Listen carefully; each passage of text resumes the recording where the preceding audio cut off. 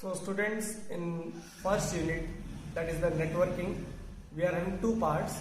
First part is internet basics and second part is internet services. I shall cover first part, that is the internet basics. Students, before we start the networking, we should have few things in our mind that what we will cover in this part. First is the introduction to networking. Second is what is a network. Third is what is the need for networking. Fourth is in the same part what are network goals. Then we have what are the applications of networks, and finally we will be having what is the history of networking. So in the introduction, you see today is the world of information and we have to store the information in database. So before I start with information, let me tell you what is the meaning of information. Like my name is Nageshwar Pandey. So Nageshwar Pandey, Surmount School, class 10th, and computer. These are the raw facts. So when we process these facts, they become the information. Meaning Nageshwar Pandey is a teacher of computer who is teaching class 10th in Surmount International School. So this is the information. So the 20th century and the 19th century, at dawn of 19th century and the start of 20th century, they focused more on key technology like information gathering, information processing, and information distribution. Now what is the meaning of information gathering? We are storing the information in the database, that is the information gathering. Then processing means what type of information we require for what work. So we work on that data, that is the information processing. And finally, the required person to whom we have to give the information, that is the information distribution. You can consider this thing with the present example. You see, coronavirus, we are having the information, that is the information gathering. Processing, we are working on what are the symptoms of coronavirus, what are the precautions one need to take, that comes under the information processing. And information distribution means what? We are just propagating this information to all the persons across the world. So this is the information distribution. Now I shall tell you what is network. So you see, when we go by the technical definition, there is a writer Tannenbaum. So he says, he defines a network as an interconnected collection of autonomous computer. Interconnected collection of autonomous computer. Meaning of interconnected is that when two or more than two computers are connected to each other, so they are known as the interconnected computer. You see in your computer lab, many computers are there. They are connected to each other through the cable. You are connecting the mobile devices with the help of Wi-Fi. So either you are connecting with the wired medium or wireless. That is called the interconnected. And autonomous means what?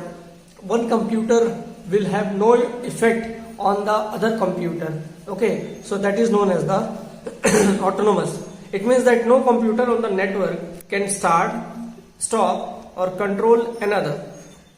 So you see, when we are having this networking, so we say that the computers are connected to each other, so we can have its multiple advantages. That there are the multiple advantages means what are the need for networking. You see, first point is resource sharing, second point is reliability, third point is cost factor, and the fourth point is communication medium. So let me start with the first point, that is the resource sharing.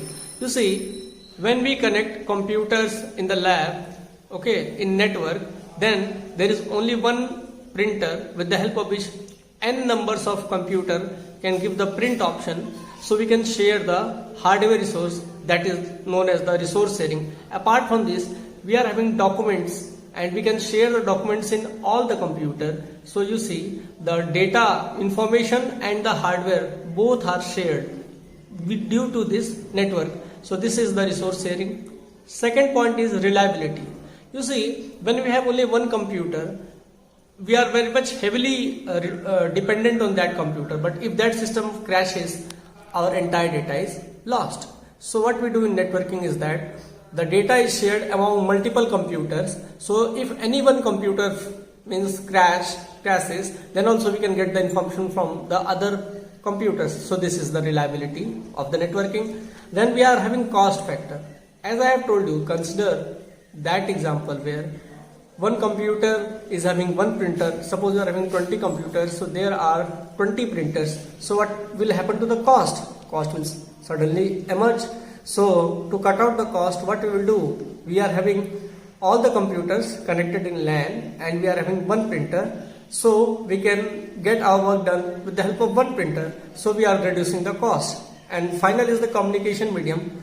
You see, we are providing the information through one medium. So, but when we are providing the information from one medium, there is heavily dependency. But when different computers are there, so what they are doing is that, you see, there is a widespread network which is used in communication medium. So it is possible for everyone, not just the people in network business, means in the computer business, to send and receive electronic mail.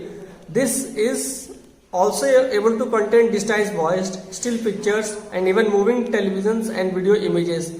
So you see, using computer network as a sophisticated communication system may reduce the amount of traveling done, thus saving energy.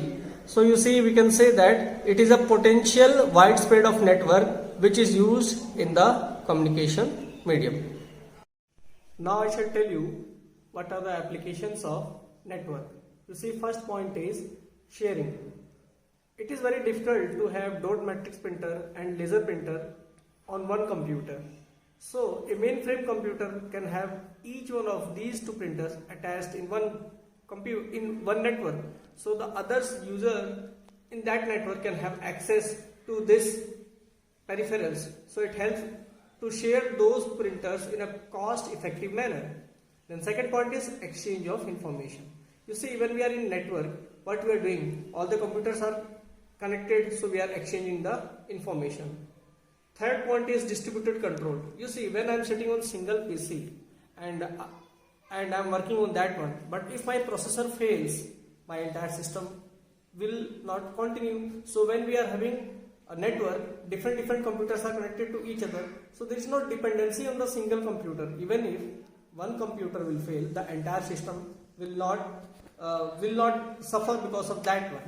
Then the next point is access to remote database. What is the name of this one? You see, sitting over here, I can plan for reservation of trains. I can book the tickets. So sitting over one place, one person can have access to different types of things, means to remote database. So this is the access to remote database. Then communication facility.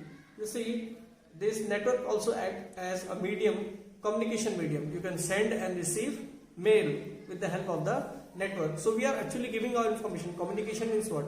From one place to another place, that information will carry. So network provides the backbone through which we can send and receive mails.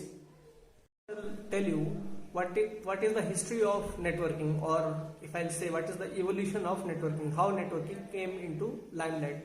So you see, in 1969, ARPANET, ARPANET, that is the Advanced Research Project Agency Network, was started by the US Defense Department to connect many defense agencies as well as different universities together. So this was the first maiden attempt done in 1969. Then in 1980s, federal agency, that is the NSF, National Science Foundation, they developed a network which was started to make a high capacity network, and it was basically meant for the educational purpose.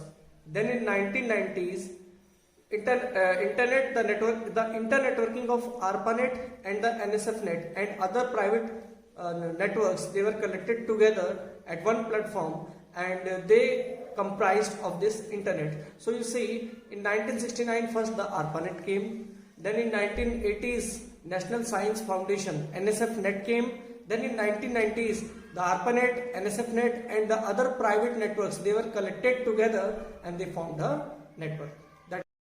Thank you.